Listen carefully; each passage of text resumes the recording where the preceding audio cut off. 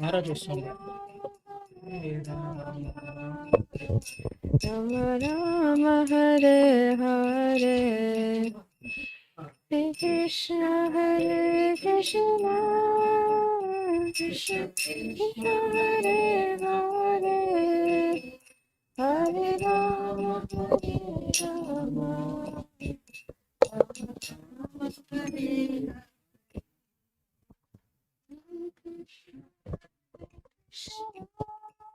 Rama Krishna Krishna Hare Hare Hare Rama Hare Rama Rama Rama Hare Hare Hare Krishna Hare Krishna Krishna Krishna Hare Hare Hare Rama Hare Rama Rama Rama Hare Hare Hare Krishna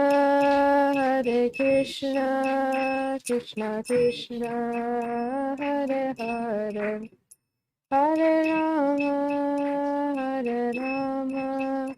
Rama Rama Hare Hare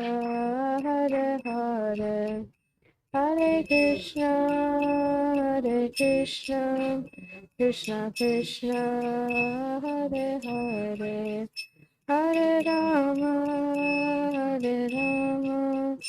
Rama Rama Hare Hare Hare Krishna Krishna Krishna Hare Hare Hare Ram Ram Ram Hare Hare Hare Krishna Krishna Krishna Hare Hare Ram Ram Hare Hare Jaya Prabhupada Prabhupada Jaya Prabhupada Jaya Prabhupada Prabhupada Jaya Prabhupada Radha Madhava Kunjabihari Gopijana Bala Bhagiri Vadadadi Nabalaba Giri Vadadadi Gopijana Bala Bhagiri Vadadadi Vijana Balaba Girivardhani Jasodanandana Brajajanandana Janadana Jasodanandana Brajajanandana Nandana Brajajanandana Yamuna Tira Vanachandi Yamuna Tira Vanachandi Tira Vanacha Jaya Radha Madhava Kunjabi Adi Jaya Radha Madhava Jaya Radha Madhava Kunjabi Adi Jaya Radha Madhava Kunjabi Gopi Jana Bala Bhagiri Vadadadi Pijana Bala Bhagiri Vadadadi Gopi Jana Balabha Girivardhari Gopijana Balabha Girivardhari Yasodanandana Brajajanadandana Brajajanadana Yasodanandana Brajajanadandana Jamanatira Vanachadi Jamanatira Vanachadi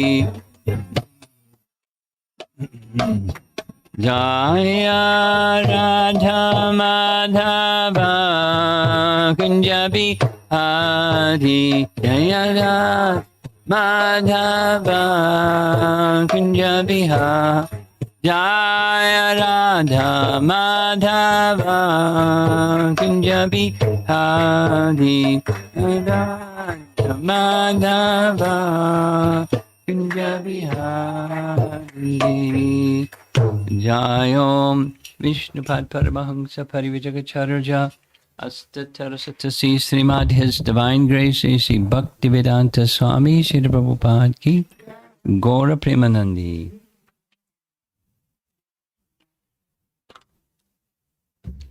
Om Namo Bhagavate Vasudevaya. Om Namo Bhagavate Vasudevaya. Om Namo Bhagavate Vasudevaya. We've been reading in the evenings from Canto 10, Chapter 15, which comes right after Chapter 14.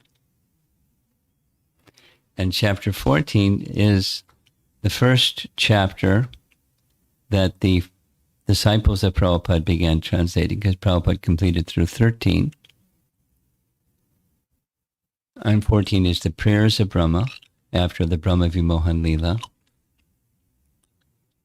And it ends where for 1 year,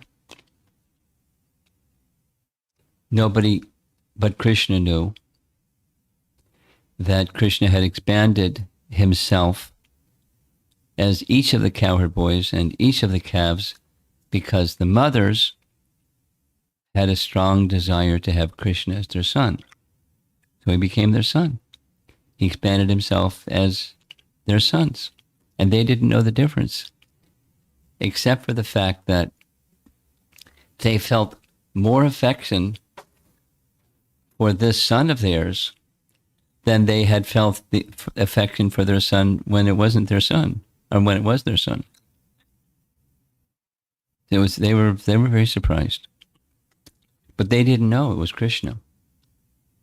But they felt the fulfillment of that Vatsalya Bhav, parental affection, for Krishna, with Krishna as their son. Very clever. So on the one hand, you better watch out. If you have a desire, Krishna might fulfill it. So you better watch out what your desires are. But if you're a very elevated soul and you have such elevated desires, even you're not Mother Jasoda, you may have Krishna as your son. If you just have a desire, that relationship with Krishna as your son. But Krishna does things in his own way. And, now we not always known to each of us how Krishna is doing what Krishna is doing. And that ended his 5th year, because he started herding calves when he was 3 years and 4 months. And so this pastime of the killing Aghasura and the Brahma Vimohan Leela took place when he was 4.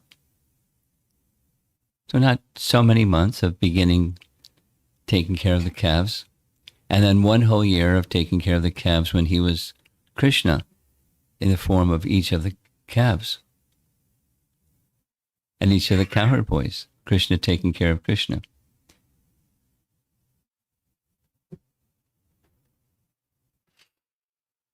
And when they went back at the end of that 1 year, it's kind of a mystery in one sense, and in others it's chalk it up for Yogamaya potency.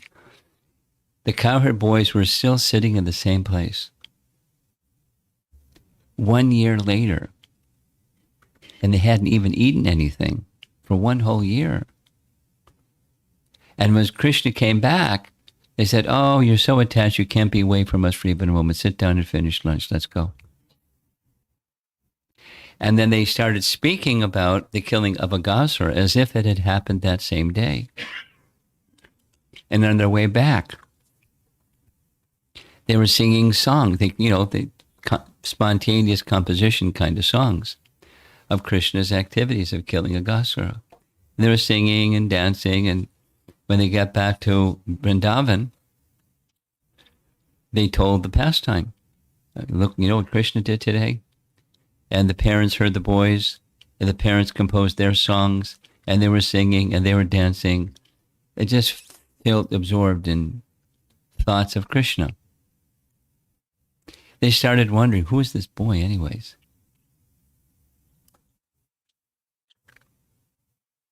Nanda Maharaj began to think, maybe in his previous life, Krishna had killed these persons who came as demons in this life to get back. Maybe something like that. But he couldn't see him as the personality of Godhead, and he was performing pastimes, no way. And so at the end of that 5th year, he turned 6, and he was so good at taking care of the calves, they graduated him to taking care of the cows. And that's where chapter 15 begins. It's called this Poganda age. And there's detailed descriptions. I'm just kind of summarizing now the beginning of chapter 15 and commentaries about it's a new, his body had become bigger. His arms had become longer. His relationship with Balaram shifted a bit from what it was when they were little boys. It was more equals. And now Balaram is taking the role of the elder brother a little bit, gradually. It's not like Krishna, we shouldn't think of it. I mean, it's easy to think of it as Krishna's growing up. But it's not Krishna's because he's always Krishna. He's just manifesting different exchanges of love for his pleasure and for the pleasure of his devotees because they love him and he's reciprocating with their love for him. It's very dynamic.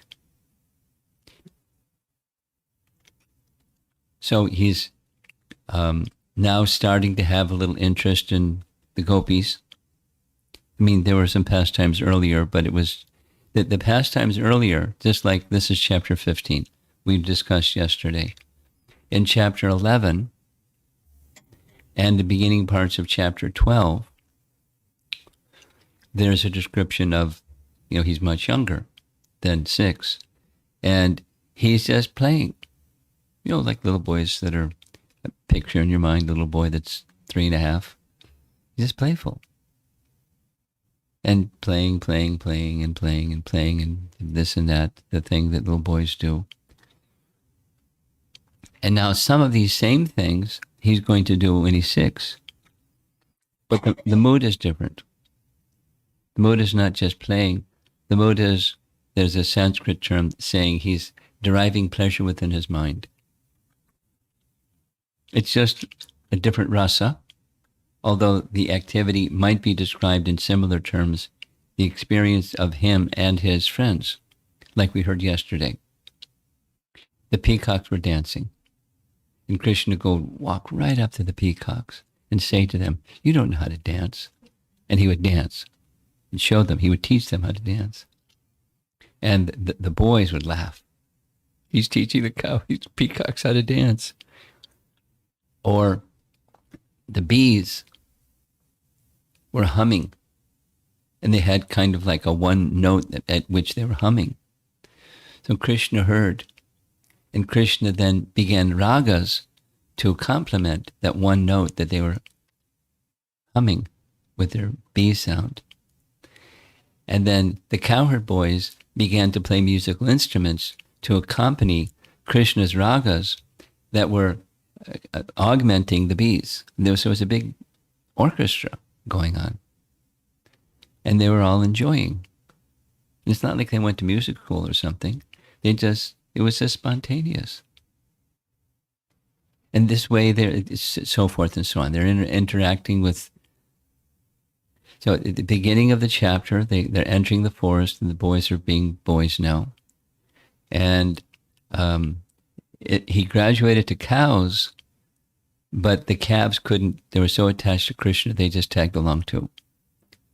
They weren't being herded; they just tagged along with Krishna, with the cows, and it was okay because the milking was in the morning and the evening, and they weren't taking milk from the cows. And the bulls went along. They just followed Krishna. Everyone's attached to Krishna. And then Krishna notices, there's a whole section, it's like 7-8 verses, where Krishna's noticing the devotion that they have for him, the trees, bending, laden with fruits and flowers. But he's now turning his attention to his elder brother. So he's saying, just see how these trees, they must be great sages, offering all of their everything to you, bowing down like this. And then he goes through, the succession of different forms of life or species of life, the birds, the deer. And as he's speaking, they're hearing him and they're feeling ecstasy. It's a concert of giving attention to Balaram. There was a question that one of the devotees from China was asking, and I've been thinking about the question. In Chaitanya Mahaprabhu's Leela, particularly with Vrindavan Das Thakur and Chaitanya Bhagavat, how much glorification goes to Lord Nityananda?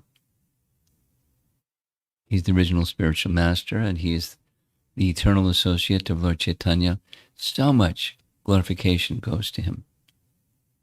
And in Ram's Leela, how many verses are there with Lakshmana's description? Now, Balaram is also, but in the constant association of Krishna, the constant association a little bit of Balaram went here and went there, and Krishna went here and went there, but they're constant companions throughout all their Leela. But so this devotee was saying that there's less glorification of Balaram. Is there some reason compared to Chaitanya Bhagavat or Chaitanya Leela and Ram's Leela? And there may not be as many verses, but I was thinking, and this is just my reflections, this is not from our acharyas or anything, but when Balaram is glorified, how is he glorified? In this chapter 15, he's at the center. In the commentary by our acharyas, they speak that Krishna was speaking this way, not just out of humility, but he was wanting to honor Balaram. But it's all of these living entities in the forest of Vrindavan are worshipping and receiving the mercy. As he glances, Balaram glances, if they're getting the mercy of his glance and feeling ecstasy from getting the mercy of his glance. Everything about Krishna is very powerful. His flute is very powerful. His glance is very powerful. We know that from first canto. When Krishna was entering into Dwarka, some of you like reading Prabhupada's books, so I know you know what I'm talking about. Krishna's entering Dwarka, and the ladies, out of cultural shyness, they were up on the rooftops, they were on the road, but they were looking at Krishna. And Krishna was looking at them. And as Krishna was looking at them, he was just glancing on the rooftops.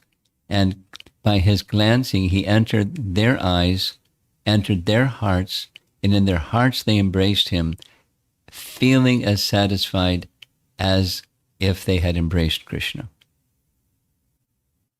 Just from Krishna's eyes. And I can go on with that, but I want to go back to chapter 15. So it's a festival, and it's mentioned, it happened every day. This is one day, but it happened every day, big festival. And boy, did they look forward to the next festival, the next day, and the next festival. And it wasn't just like, Krishna Janmashtami, and then you're exhausted or something. It was a festival every day. But a total spiritual festival every day.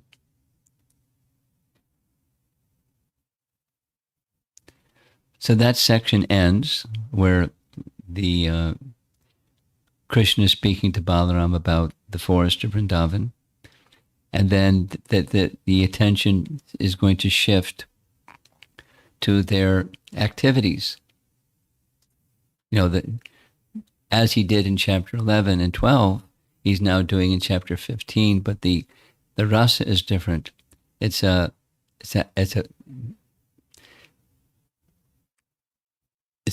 just play or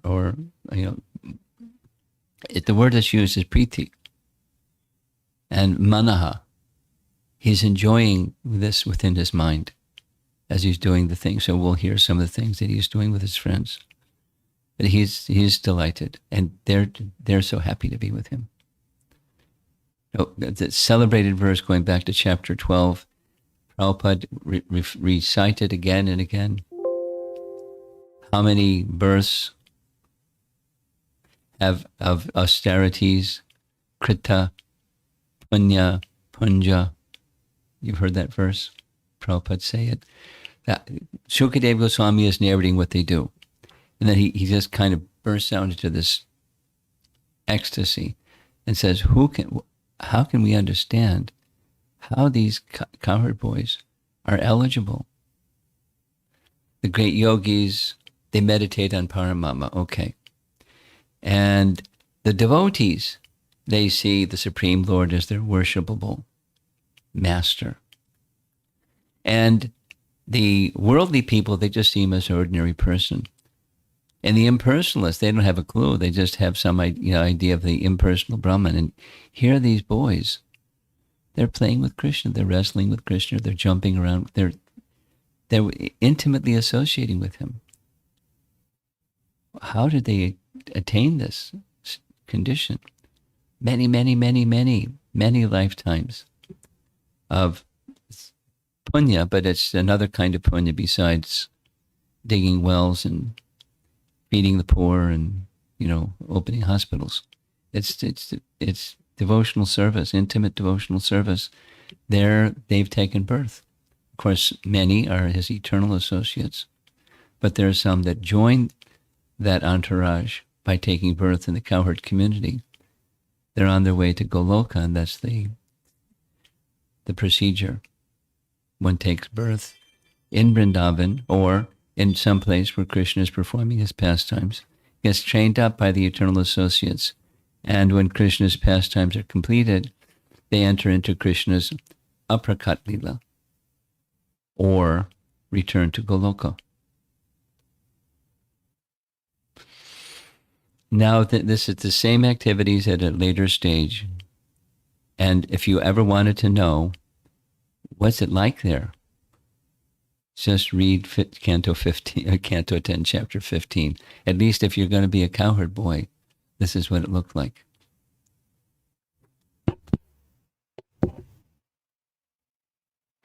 Okay, so we're going to begin Canto 10, Chapter 15, Text 13. Yeah, you want to mention this also. Several times. There, in the previous verse, text 12, it says some mention is made of the cows, and we make the reference to them as pashu, or animals. And the indication of the acharyas is they're dressed as animals because they wandered far away. If you wander far away from Krishna, then that's pashu. It's ignorant. They were dull. But then actually they weren't apart from Krishna because they were in such ecstasy. They were seeing Krishna by spurti. This phrase is used. Spurti. They were in such ecstasy of love for Krishna, they would see Krishna even they were separate from Krishna. Kind of like what the gopis would do. They would see Krishna even they were feeling separation from Krishna. He would appear before them in their exhibition of ecstasy. Okay. Text 13. And so these verses start with kvachit, means sometimes. Sometimes he would cry out in imitation of birds, such as the chakoras, crunches, chakravas, bharadvajas, and peacocks. And sometimes he would run with the smaller animals in mock fear of lions or tigers. BBT purport. The word bita vat means as if afraid. It indicates that Lord Krishna played just like an ordinary boy and ran with the small forest creatures in mock fear of the lions and tigers. Actually, in Vrindavan, the abode of the Lord, the lions and tigers are not violent, and thus there is no reason to fear them. Vishwanath Chakravarti Thakur writes in his commentary, among the sounds of the animals, Sattvanam, that they imitated, Krishna appeared to be afraid, Bita Vat, of the roar of tigers and lions. This means that when other boys fled on hearing those sounds that Krishna made, Krishna also fled, as if in fear. Jiva Goswami writes, the word kvachit sometimes should be understood in this verse. The chakora drinks moonlight. Now sometimes we hear that he drinks rain that comes from clouds only, but here it drinks moonlight. The krancha or crane eats roots shaped like a bulb. The chakrava, or the chakravaka bird, and the bharadvaja is the skylark. He would imitate the cries of these birds individually and sometimes together, since he had all powers to do so. This should be understood in previous descriptions also. He was playing as if frightened. He only appeared to be frightened, since actually it was impossible to have fear, since the tigers and lions of Vrindavan were not violent. The word sma indicates these activities happened for certain. The boys, however, became frightened by the great strength of tigers and lions, or Krishna made sounds frightful like the roaring of lions and tigers among all animals, in order to see the boys frightened, as a joke. And Sanatan Goswami writes, sometimes he called out like a chakora, which drinks the moonlight. Bharadvaja is a skylark. Sometimes, imitating these birds, he shouted loudly, since he possessed all power. In Vrindavan, the tigers and lions are not ferocious, thus there is no fear of them. Thus the word bita vat, or as if in fear, is used. Or he would show fear like an ordinary child, since he performed childhood pastimes. There is no doubt about these activities. Sma, it is well known. That's text 13. Text where this is going is the entering into the Tal forest. In chapter 15 is Dhenukasura story. And then following that is the Kaliya story. But so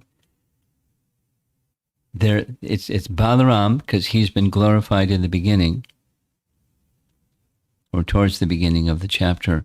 Now the playfulness, and they're just in this, same as what happened when they entered into the mouth of the Aghasura demon. They were just playing and playing and playing and playing and playing and playing. And there was this big serpent lying in the middle of the road. Hey, let's go play. It's setting the stage. Text 14. When his elder brother, Balaram, fatigued from play, would lie down with his head on the lap of a cowherd boy, Lord Krishna would help him relax by personally massaging his feet and offering other services.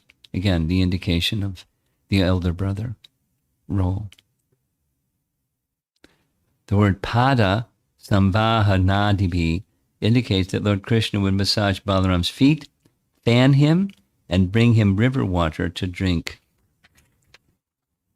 Vishwanath Chakravarti Thakur writes, when Balaram became tired by playing, he lay down, resting his head on other boys' limbs as a pillow. And so I hope you are looking forward to getting some nice Rasika discussion from Jiva Goswami, from Priti Sandarbha, about Priti, because that's what's going to happen. We're going to take a plunge in. Now, we're used to saying prema, and Jiva Goswami likes the word Priti. They're almost like interchangeable, although obviously they're different terms, so they mean something different. But Priti is the feeling of love. So, it has been shown, this is now from Priti Sandarbha, text Anuchad 84. It has been shown that the degree of Priti's appearance depends on the degree of the Lord's appearance. There is a difference in Priti and the degree of the Priti, depending upon the degree of excellence of various qualities of Priti. These qualities are of two types. Those which cause particular purification of the heart of the devotee, and those which cause particular identity. Paragraph. The swarups of the first type of qualities of priti, causing purification of the heart, and the degree and difference in priti are as follows. We're plunging, we're taking a dive in the priti ocean. Priti brings joy to the heart of the devotee, produces union by possessiveness. Now, our acharyas use this word possessiveness a lot. And Prabhupada has translated the Sanskrit of possessiveness differently than how it's translated here. In Chaitanya Charitamrita, it's translated as intimacy. But when there's intimacy, there's a kind of possessiveness. Not a material kind of possessiveness, but such a strong identification with the object that there's a possessiveness. Now, there's the material counterpart where one becomes really attached to something. Usually possessiveness is about something or someone. In a very, very, very close relationship, a best friend relationship, or a family relationship where it's really, really close, really, really, really close. Then there's an intimacy in those exchanges, and there's a possessiveness.